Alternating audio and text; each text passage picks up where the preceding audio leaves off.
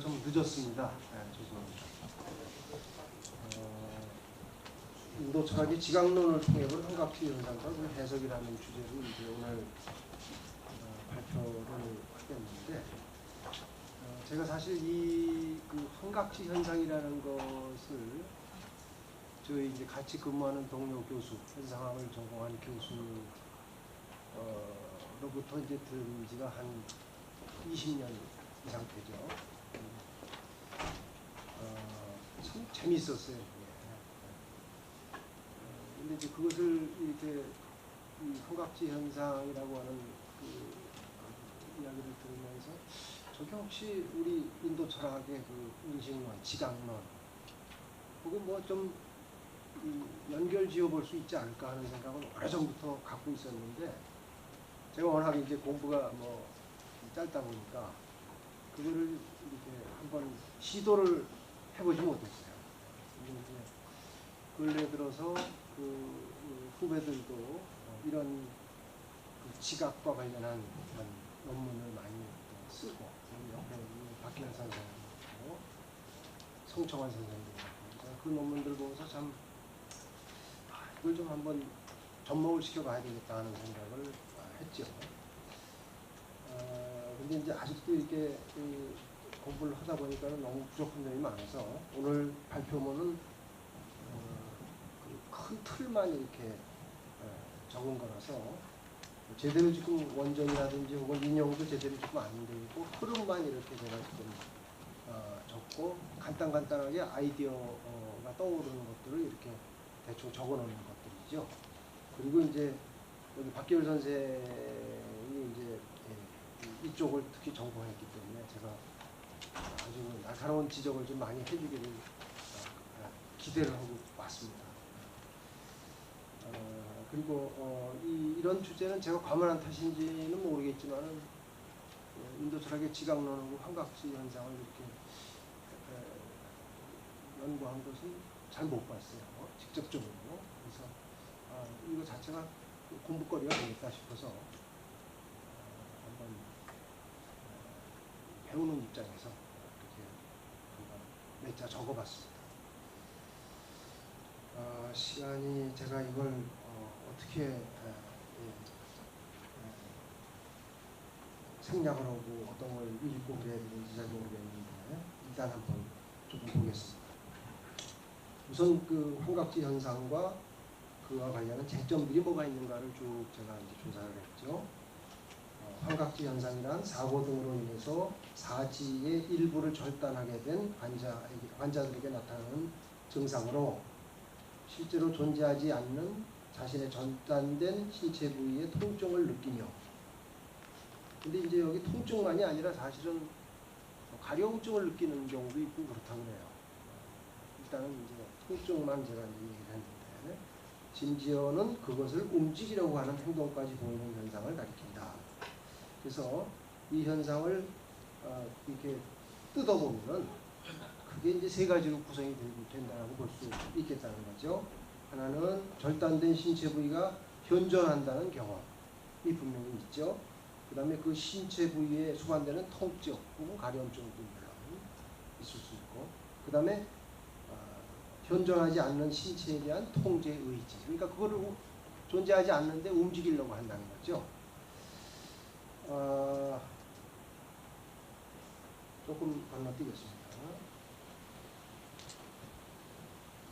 그리고 제가 이제 이 주제와 관련해서 이제 여러 연구자들의 그 논문이라든지 이런 것들을 찾아서 공부하면서 참 눈이 번쩍 뜨였던 것이 거기 김용훈 선생의 통증은 지각 경험의 일종인가라는 논문이었었어요. 이 논문을 보면서 제가 많은 것을 이렇게 공부하고 배우게 됐는데, 근데 안타깝게도 저는 통증이 과연 지각 경험의 일종인가, 여기에 대해서 뭐 분명한 어떤 답변이 나올 줄 알았는데, 거기 각주 4번을 보면은 제가 거기 공부를 해놨는데, 김용훈은 논문의 결론에서 통증 경험이 지각 경험의 일종인지에 대해서 명쾌하고 결정적인 논변을 제시하지 못했음을 자인하면서 앞으로 이에 대한 논의가 필요하다는 선에서 오늘 종결짓고 있다 제가 적었는데 마무리를 안 짓고 있어요. 여러 가지 입장들을 이렇게 소개해 놓고 있지만은 그게 이제 안 되고 있다는 점이 조금 이제 아쉬웠다 이렇게 얘기할 수 있죠. 아무튼 뭐 이 김영웅 선생의 이 논문은 제가 이 주제를 갖다가 공부하는데 상당한 큰 도움을 줬다 이렇게 얘기할 수 있겠죠. 그다음에 이제 환각지 현상과 관련한 주요 입장들을 쭉 적어놨어요. 보면은 한번 조금만 볼까요? 환각지 현상에 대해서 경험주의는 환자의 행동을 자극과 반응이라는 인과론적 방식으로 설명하려고 한다. 이에 비해서 주지주의는 환자의 내적인 의식에서 그 원인을 찾아간다. 그러나 경험주의에 입각한 생리학적 설명은 환각지 현상은 자극과 반응에 상응하는 신체 부위 자체의 부재로 인해서 벽에 부딪히게 되고 벽에 부딪히게 된다. 즉 환각지는 상응하는 신체 부위가 부재하기 때문에 결코 발생하지 말아야 할 신체 표상의 부분적 현전이라는 거죠. 이에 비해서 주지주의에 입각한 심리학적 설명은 환각지 현상 자체가 단순히 심리적 의식 상태의 포상작용으로 볼 수 없다는 점에서 항의를 합니다. 그래서 이제 이 두 가지를 다 메를러 뽕띠라고 하는 철학자가 이제 비판을 하죠.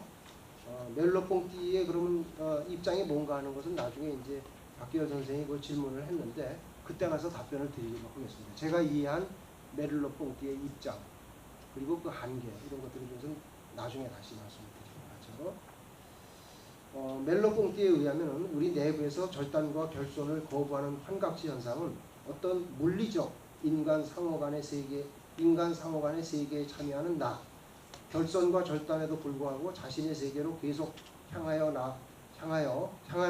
나로부터 발생하는 것이다. 그 다음에 그 밑에 볼까요? 환각지 현상에 수반되는 환각통은 일반적인 통증과 어떤 차이가 있을까? 거기 이제 지각의 측면과 감각의 측면으로 그것을 이제 설명할 수 있다는 얘기를 좀 해놨고, 그 다음에 이제 지금 조금 전에 김용훈 선생이 발표한 논문에는 이 통증이 과연 지각적 경험인가 혹은 비지각적 경험인가 이런 문제를 다루고 있다는 거죠. 그런데 이제 거기에 대해서 아까도 말씀드렸지만 조금 명쾌한 답변은 끌어내지 못하고 있다는 거죠. 그 다음에 지각주의를 옹호하는 입장에 대해서 거기 이제 적어놨는데 그거에 의하면 통증도 내성에 의해서만 접근할 수 있는 문제가 아니라 통증이 발생하는 외부 대상에 대한 지각을 포함한다. 즉 통증도 외부 대상의 객관적 조건들을 지각하는 것이라는 뜻이다. 예컨대 어깨가 뭉쳐서 생기는 통증은 어깨의 상태나 물리적 특성을 지각하는 체성 감각의 상태인데 이것은 피부 조직이 어떤 병리학적 상태로 인해서 물리적으로 손상되었거나 비정상적인 상태에 있음을 통각이 활성화됨으로써 인지하게 된 상태다. 이러한 입장에서 본다면 환각지 통증도 단순한 환각 현상으로 치부하기보다는 그 통증을 야기하는 원인에 대한 후속적인 연구가 필요하다고 볼 수 있을 거라고 생각합니다. 그 다음에 지각주의는 통증의 정의에 있어서는 외부 대상이 아닌 경험에 의존하고 그런데 이제 여기 이 표현이 조금 덜 분명한 것 같아요. 그래서 논평자도 여기에 대해서 질문을 한 것 같은데 제가 조금 그거를 고치죠. 경험에 의존함을 강조하고 이렇게 고치고 또 그 통증 경험이 조직 손상에 대한 지각을 매개하는 경험이라고 봄으로써 여기서 조직이라고 하는 것이 소위 외부 대상이죠. 그러니까 통증이라고 하는 것의 정의는 경험, 외부 대상이 아닌 경험에 포커스를 맞춘 것이고 그 다음에 통증 경험이 조직 손상에 대한 지각을 매개하는 경험이라고 본다는 거에서 요 지금 조직이라고 하는 것이 이제 외부 대상이니까 그래서 여기서 말하자면 환각지 통증이 경험과 대상이라고 하는 지각의 두 측면을 충족시킬 수 있는 이제 단서가 마련되는 셈이다 이렇게 얘기한 거죠. 그러니까 이것이 바로 이원적 방식이라는 거죠. 그래서 이게 표현이 조금 어색한 것 같아서 아마 이 박기열 선생은 이것이 그 통증의 정의에 있어서는 외부 대상이 아니냐 아니라 외부 대상뿐만 아니라가 혹시 아니냐 문맥상 그렇게 이제 이 논평문에서 질문을 했는데 그건 아니고 제가 지금 얘기한 대로 하나는 이 통증의 정의에 있어서는 경험이라고 하는 것을 강조하고 그다음에 그 경험이 어디서 오느냐 그 외부 대상으로서의 조직 손상에서 이제 온다는 그 이제 의미로 이제 우리가 해석을 해야 된다는 얘기죠.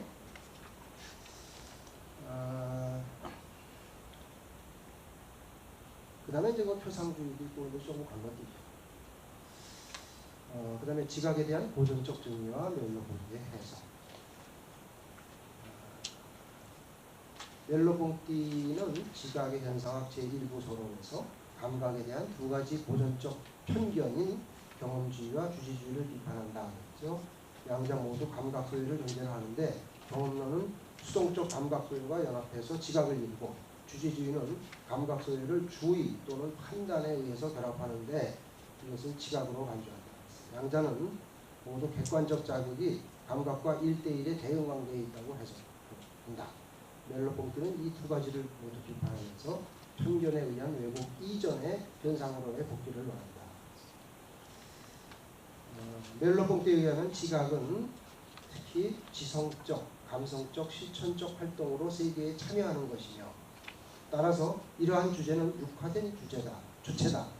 그에게 있어서 지성과 지각 그리고 운동은 불가분의 관계에 있다.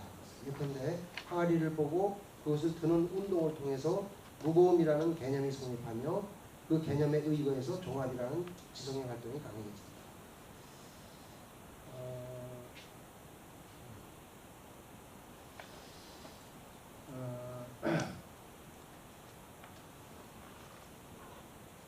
좀 건너뛰어서 한 두 단락 정도 건너뛰어서 분명 환각지 현상은 상실된 팔다리에 얽힌 환자 개인의 역사, 체험, 기억, 정감 등과 연관되어 나타난다. 멜로봉띠는 이러한 현상을 살아있는 몸의 기능과 함께 해석되어야 한다고 본다. 나의 몸은 의식과 세계가 서로 교감하고 접목되는 모든 구체적인 형태를 반영하고 있으며 나의 몸은 의식의 모든 의도를 구체화시켜주는 내 의식의 변행적 근접과 같다. 개인의 신체적 반응은 단순히 자극에 대한 점괄적인 생리학적 대응이 아니라 한 개인이 살아왔던 환경의 분석과 본질을 알려준다. 멜로봉띠에 있어서 지각은 반응뿐만 아니라 세계 내 존재의 지향성과 함께 이해되며 그 지향성은 심리와 생리를 만나게 하는 합류점이다. 예컨대 어느 날 갑자기 다리가 절단된 축구 선수나 손가락이 마비된 피아니스트는 그런 사실을 수용하기 이전에 오래전부터 해왔던 공착이나 연주 행위로부터 자유롭지 않다. 그들의 몸과 마음은 세계를 향하여 열려있고 현재 자신들이 처해 있는 신체적 부자유의 상황이 곧바로 수용되지 않는다. 멜로봉띠는 이러한 현상을 신체적 결핍이나 절단에도 불구하고 지속되는 세계로의 지향성에 기인하는 것으로 해석합니다. 이 부분이 이제 논평자가 나중에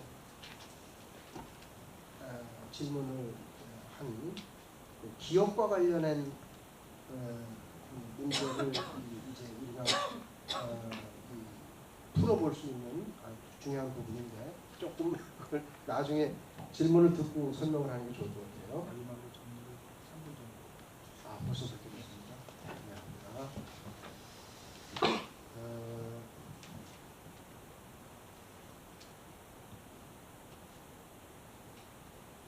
이것도 나중에 경자의 질문을 듣고 설명하고 그러면은 제가 제2장에서 사실은 이제 논문을 쓸 때는 이제 더 뭐 앞에도 붙이고 뒤에 뭐 결론도 붙이고 할 거지만 여기서는 이제 1장, 2장으로만 나눴는데 2장에서 제가 몇 가지 이렇게 떠오르는 것을 적어놓은 것들이 있죠. 그 2장에 지각과 지각대상을 생략을 했고 유사지각의 범주화 해석도 생략을 했고 다르마티의 감각적 환영과 정신적 환영 생략을 했고 4번에 보면은 인도 지각론을 통해 본 환각지 현상이라고 있습니다. 보기를 좀 제가 읽겠습니다. 우선 제가 궁금했던 것은 환각지 현상은 어떠한 행상을 취하는가, 뚜렷하지 않은 애매한 지체의 형상 또는 단지 막연한 존재감과 통증인가. 여기에 대해서는 아직 제가 여기 지금 자세하게 언급을 안 해놨고, 그 다음에 환각지 현상은 지각인가. 환각지는 실제의 지각 대상이 투재함에도 불구하고 멜로포크는 환각지 현상을 상기나 환각이 아니라 의사 현재 혹은 다시 태어나는 지각으로 간주한다. 그러나 다르마키리티는 브라마나바르티카에서 지식은 대상과 정합적인 인식이다라고 언급하고, 또 니아야빈두 천머리에서는 모든 성공적인 인간의 행위에는 올바른 지식이 선행한다라고 선언한다. 다르마키리티에 의하면은 한 대상의 형상을 표상하는 인식은 그 실제 대상이 다른 형상을 가질 때에는 올바른 것으로 간주되지 않으며, 또한 그 대상의 시간과 장소를 잘못 표상할 때도 잘못된 인식이 된다. 또한 설체유의 전통에서 보면 지각적 인식은 근경식이라는 공동인의 결과이며, 근경식은 모두 동시적이며 순간적이다. 경량부는 대상이 순간적으로 존재한다면 인식이 발생할 때 이미 그 대상은 사라지고 없어야 하며, 그렇다면 그 인식을 대상에 대한 지각이라고 한다는 것이 불합리하다는 점을 들어서 유부를 비판한다. 대신에 경량부는 대상은 순간적이지만 의식의 인상을 남기며 대상과 유사성을 지니는 이 인상을 통해 그 대상이 인식된다는 입장을 취한다.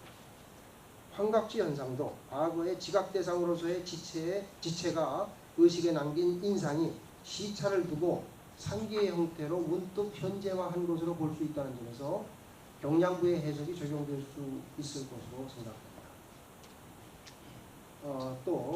환각지 현상이 단순한 환각이 아니라 생생한 지각으로 변현하는 것처럼 느끼는 이유에 대한 디그나가적 설명.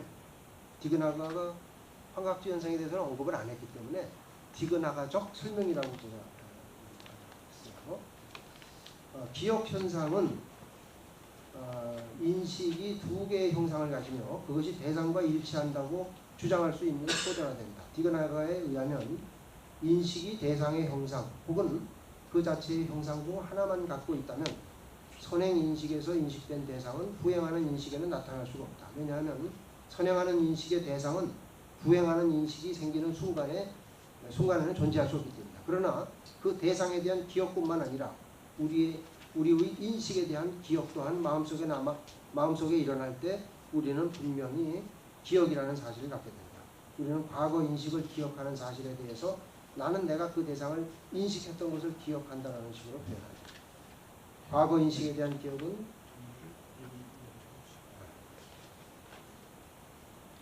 조금 건너뛰겠습니다.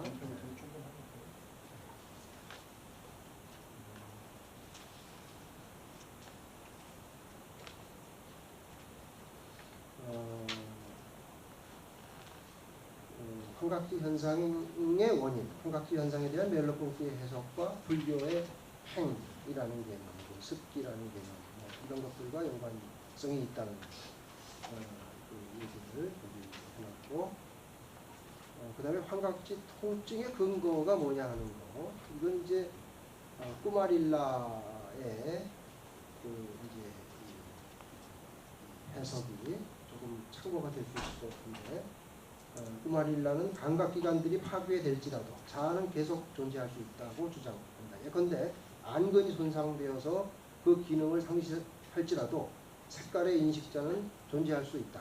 과거에 지각한 색깔들을 기억하고 있기 때문이다 라고 하면서 그 기억에다가 이제 기억이 바로 환각지 통증을 느끼는 원인이다 이렇게 설명하고 있죠.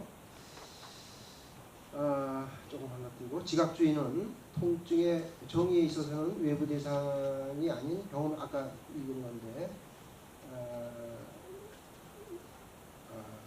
또 통증 경험이 조직 손상에 대한 지각을 매개하는 경험이라고 보면서 외부 대상을 관련짓는 이원적 방식을 취한다. 이렇게 본다면 환각지 통증도 경험과 대상이라는 지각의 두 측면을 충족시킬 수 있는 단서가 마련되는 셈이며 또한 디그나가가 말하는 의근지각으로서의 위상은 확보할 수 있지 않을까 생각해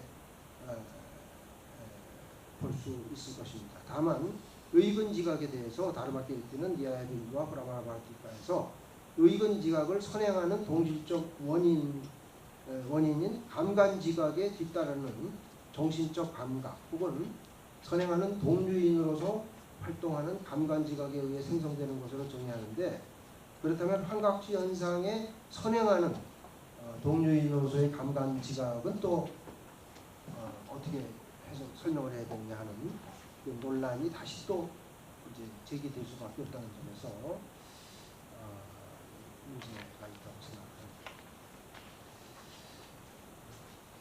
부족하지만 예, 이효곤 선생님의 인도 철학의 지각론을 통해 본 환각지 현상과 그 해석에 대해서 발표를 아주 잘 들었습니다. 이 논문이 아직 완성된 형태는 아니고 실제는 2장이 본론인데 이 내용에 대해서는 또 논평을 통해서 좀 얘기가 될 것 같습니다. 근데 핵심 내용은 지금 이제 사지가 사고를 해서 절단이 됐을 때 그 절단이 됐음에도 불구하고 거기에 대해서 통증을 느끼게 되는데 이걸 이제 환각지로 산정을 하고 여기에 대해서 이제 서구 전통에서는 이제 경험주의와 주주의 또 거기에 대해서 같이 또 복합적 유기적으로 해석하는 메를로 뽕떼 견해를 제시하고 마지막으로 이제 본론 내용에서는 인도 철학의 전통에서는 지각 특히 지각론에서 어떻게 해석할 수 있는가 이렇게 그 문제를 지금 제시하고 있습니다. 여기에 대해서 논평을 바로 듣도록 하겠습니다. 부탁드립니다.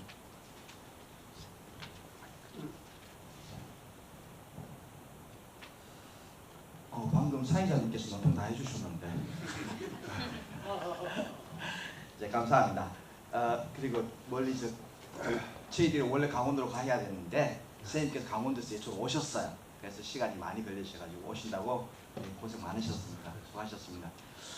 이 논문은 환각지, 이때 지가 지각지자가 아니고 사지지자예요. 그래서 환각적으로 생각하시면 안 됩니다. 그래서 요거는 예를 들면 이런 논문 같아요. 처음에 환각지라는 그걸 아무것도 모르는 어떤 도시가 있다면은 장소가 있는데 그거를 갖다 구글맵에서 우리가 검색을 해낸 거예요. 그때 드러난 게 뭐냐 하면은 그것이 환각지라는 장소가 있는 곳에 대한 전체적인 세계 지도 속에서 보여주는 거예요. 이 논문은. 단지 환각지만 포커스해가지고 클로즈업을 시키면은 우리는 그것들의 유기성을 모르고 어떤 관계 속에서 환각지가 무엇인지를 파악을 못하는데 CMB에서 지금 작성하시고 있는 논문들은 전체적인 서양 철학의 맥락에서 전통적인 어떤 맥락과 이제 근래 들어서 소위 말 현상학적 맥락을 갖다 다 보여주면서 그 속에서 환각지가 무엇인가를 설명해 주고 계세요. 그 다음에 이것들이 과연 인도 철학에 있어서 불교를 포함해서 육파 철학들에 있어서 환각지는 과연 어떻게 해석이 될 수 있는가 하는 해석학적인 어떤 시도를 하고 계시는 논문으로서 저는 평가를 했습니다. 그래서 대단히 관심이 있었는데 서양 철학 쪽에 있어가지고 현상학적인 부분들은 상당히 항상 제가 접근할 때 조심하는 부분이라서 굉장히 열심히 읽었어요. 그래서 빨간지로 갔다가 막 쳐가면서 시뻘겋게 이렇게 막 몇 번을 읽고 하다 보니까는 아마 이 논문을 갖다 여러분들이 접하면 조금 힘들 것 같은 느낌이 들어서 저도 마찬가지고 그래서 제가 논평문에서 아예 논문을 요약을 했어요. 그러다 보니까 논평문이 조금 이제 길어졌는데 전체적으로 봤을 때는 제일 중요한 포인트는 서양 철학 쪽에 있어서 봤을 때는 선생님께서는 메를르 퐁티를 중간에 가운데 두고 메를르 퐁티의 그 시각의 현상학에 나오는 환각지에 관련 환각지를 해석하는 방법 그것들의 어떤 근거의 유래가 어떻게 되는가 하는 것들에서 전통주의적 입장을 갖다가 이제 설명을 갖다 경험주의와 주의주의라든지 이런 걸로 설명을 해주시는 거예요. 메인 포인트는 제가 볼 때는 매를 폭대 지각 현상하게 나오는 어떤 그런 매력 견해가 아닌가 하는 생각이 들었습니다. 그 중에서 특히 보면 142페이지에 보면은 지각에 대한 부분, 그 다음에 143페이지에 보면 제 논평문에서 봤을 때의 그 환각지에 대한 부분, 이것들이 이 논문에 있어서 전반부 제1장의 주요하게 이해해야 될 부분이 아닌가 그런 생각이 들었었고요. 그 다음에 이제 제2장에 오셔가지고는 간단하게 이제 생각만 말씀을 좀 드리면은 1장 지금은 이제 아직 이제 여기서는 발표문에서는 안 했습니다만은 이 부분은 아마 자기인식을 둘러싼 논쟁들하고 관련이 있을 것 같아요. 그 다음에 2장이 그 2번 유사지각의 범주와 해석에 대한 부분들은 아마 쓰신다면은 제가 쓴다면은 불교 인식론의 입장이라든지 인도 인식론의 입장에 쓴다면은 바른 지식과 오류지는 무엇인가 하는 것. 특히 오류지가 범위를 갖다 어떻게 정할 것인가. 오류지의 범주를 강박기관의 손상이라든지 어떤 그런 것을 정할 것인가 아니면 추리까지도 포함시키는 개념으로 집어넣을 것인가 하는 부분도 있을 것 같고요.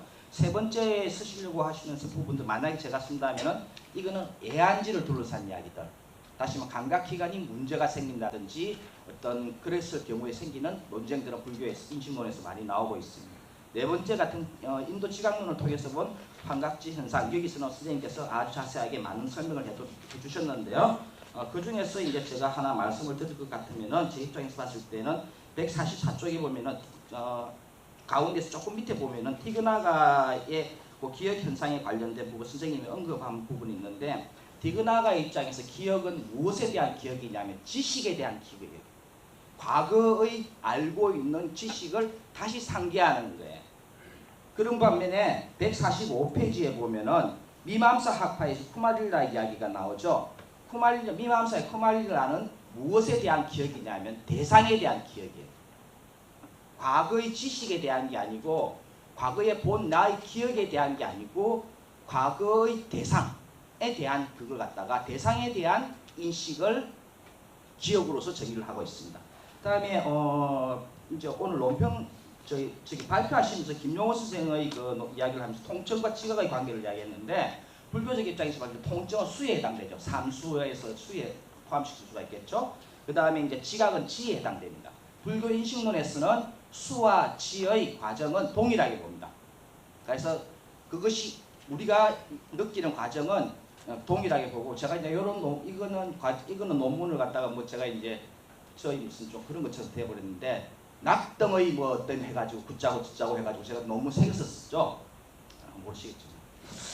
그래서 아무튼 그 관련으로 봤을 때는 제가 생각할 때는 수와 지의 개념은 그것이 일어나는 인식 과정은 불교 인식 논리학에서는 동일하다고 봅니다. 그래서 욕망 등의 자기인식과 지식도 근본적으로 자식이라는 자기인식이라는 공통점에서 동일하게 보고 있고요. 그러나 니아야 학파나 미맘사 학파에서는 통증과 지식은 별개로 봅니다.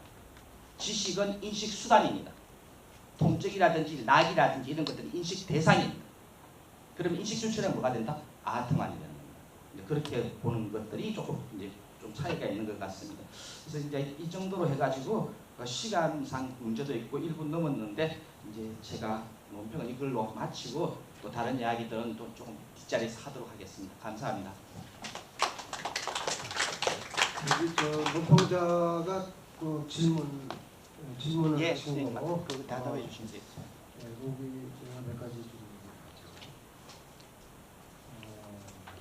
우선 아까 첫 번째 질문은 제가 얘기를 했고 두 번째 덜 세련된 지각이라는 이게 이제 무슨 말이냐 이거죠.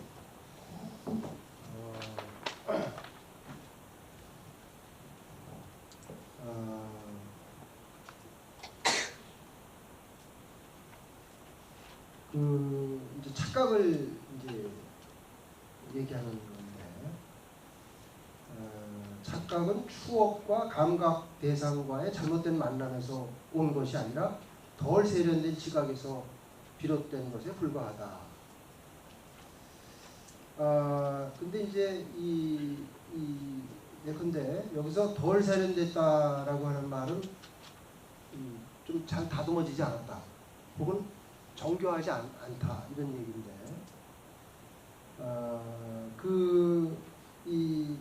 이게 이제 뭐냐면은 예컨대 여기서 착각 말이죠. 우리 인도 철학에서 많이 왜 자라보고 놀란 것은 소뚜껑 보고 놀란다는 말이 있잖아요. 근데 이 메를로 뽕띠의 관점에서 본다면은 그거를 이렇게 해석하는 것 같아요. 뭐냐면은 예컨대 이 추억이라는 것은 과거의 자라를 보았던 경험을 떠올리는 거죠, 그렇죠? 그리고 감각 대상은 소뚜껑이잖아요. 우리 안근과 접촉하는 것은 소뚜껑이잖아요. 그런 잘못된 만남에서 온 것이 아니라는 거죠. 말하자면 그거는 만남이라는 건 구성이라는 뜻이죠. 만남이라는 건 구성이라는 거예요. 그걸 가지고 우리가 구성한다는 거죠. 그럼 어떻게 그걸 설명하느냐? 일루전이라고 하는 것은 덜 세련된 지각에서 비롯된 것이다 이런 얘기예요. 그러니까 여기서 이제 우리가 몇 가지 사실을 좀 이렇게 끄집어낼 수가 있는데 이게 덜 세련된 지각이라는 것은 이게 무슨 뉘앙스가 깔려 있느냐면은 현재 지각하고 있는 것은 과거에 보았던 자라가 아닌 그와 비슷한 것에 대한 체험이라는 것을 강조하는 뜻이라는 거죠. 이게 이제 이 잘못 구성된 것이 아니라 현재 지금 지각하고 있는 것은 우리 나를 깜짝 놀라게 했던 그것은 과거에 보았던 자라하고 똑같은 것이 아니에요. 그와 비슷한 것에 대한 체험이라는 것을 강조했다는 거죠. 그래서 뽕띠는 아까도 이제 쭉 여러 다른 경험주의나 주주주의를 비판을 했는데 그 사람들이 환각이라는 것을 이해하는데 실패했다고 비판을 해요. 그 왜 그러냐? 그 경험주의나 주주주의는 현상이라는 걸 무시했다는 거예요. 현상. 그래서 그런 이 현상을 강조하기 위해서 뽕띠는 환각적 사물은 암시적이고 미분절된 의미다 뭐 등등 이런 식으로 이제 설명을 한다는 거죠. 충분히 되신 것 같습니다. 그 정도로 이제 잠깐만. 이신한 부분은요. 네. 뭐 하신 말씀. 네. 그다음에 또 거기 마지막 그 논평자의 질문 중에서 멜로 뽕띠의 지각의 현상에 있어서 환각지에 있어서 기억의 역할이 뭔지 다시 한번 좀 설명을 해달라. 뽕띠의 그 입장에서는 멜로 뽕띠의 입장에서는 기억의 투사를 가지고는 감각과 지각을 올바르게 이해할 수 없다는 거죠.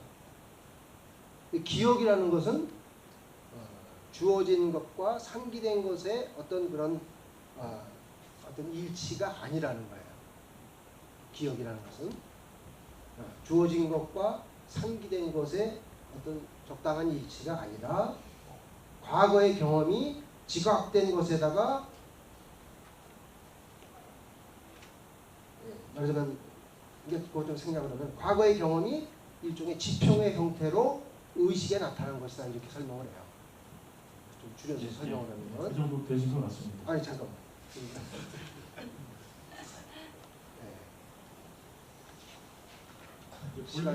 시간이 없어서요. 죄송합니다. 끝이 없고요. 그다음에 또 두 분께서 또 뒷분 시간에 좀 말씀 나누셔도 되고 좀 느낌이 좀 늦어진 듯합니다만은 예를 들어서 이제 뭐 자라보고 놀란 것은 소뚜껑 보고 놀란다는 거에 기억도 있고 현상도 있고 여러 가지 이제 또 거기에 대한 환각지도 있는 거죠. 실질적으로 또 불교 내적으로도 볼 때도 이제 밤길을 가다 새끼줄을 보고 뱀으로 착각한다든가. 근데 중요한 건 어떻게 설명할 것인가. 사지가 절단됐는데 통증을 느낄 경우에 그걸 서구적인 관점에서는 어떻고 인철학의 지관론의 관점에서는 어떤 이론을 거기다 결부를 시켜서 해석하는 게 타당한가. 그 견해 차이는 뭔가 하는 게 핵심인 것 같습니다. 근데 이제 논문의 완성 단계에서 거기에 대한 어떤 상의가 있겠죠. 그런 점들은 나중에 정리하실 때 좀 보완하시면 될 것 같고요. 그래도 이제 마지막에 플로어에 3분만 질문 받겠습니다. 질문 있으시면 예, 황 선생님. 예.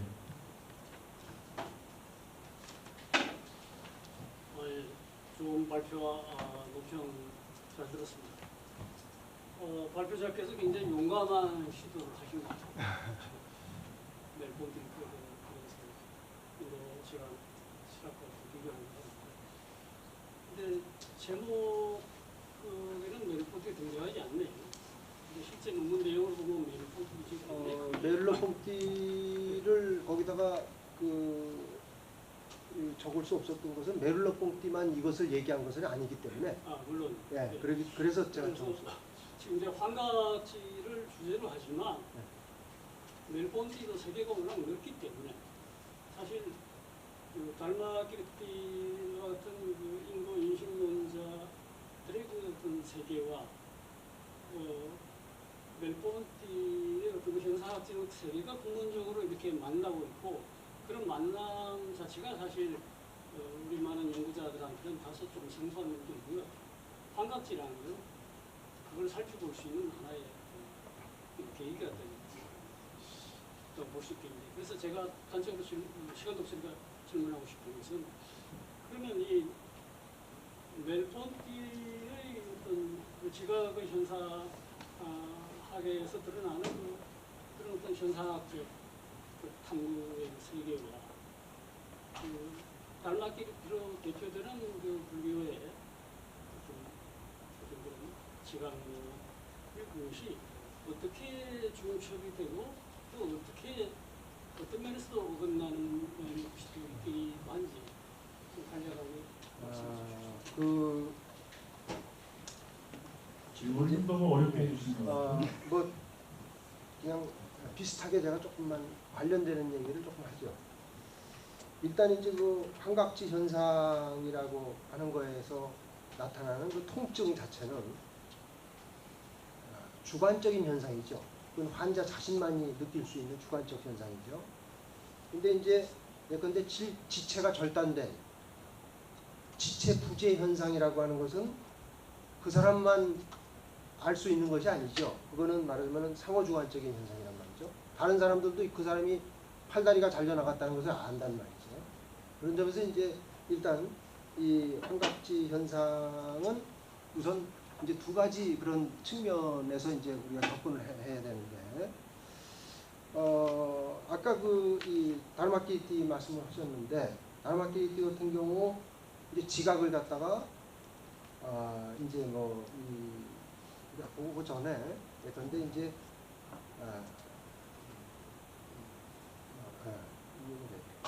예를 들자면은 달마키르티에 있어서 지각은 일단 개념화 작용이 없는 거 아니에요? 그렇죠? 분별이 제거된 어떤 그런 거죠. 그리고 창란이 없는 거로 이제 정의가 되는데, 미아야 빈트라든지 브라마나 바르트라든지.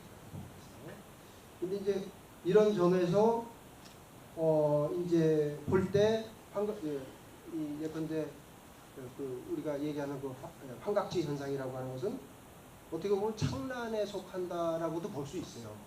달마키르티 관점에서 본다면. 그렇죠? 그런데 뽕띠는 그렇게 보질 않아요. 그렇게 보질 않아요. 그거를 갖다가 창란이라고 보질 않고 그 체험 자체에 굉장히 말하자면 방점을 찍는 거라고 저는 생각을 해요. 아까 그 체험에 대해서 얘기를 했지만. 근데 선생님께서 주목하시는 건 메를로 뽕띠입니까? 아니면 인도 지각론입니까? 제가 볼 때 인도 지각론의 방점이 돼 있으신 거예요. 그렇죠. 그러니까 이제 그거는 메를로 뽕띠는 그냥 소개 정도에 머무르는 것 같은데. 불교 인도 그냥 지각론과 단순한 소개는 아니고 네. 중대한 인도의 지각론과 중대한 이 카운터 파트라고 생각을 하죠.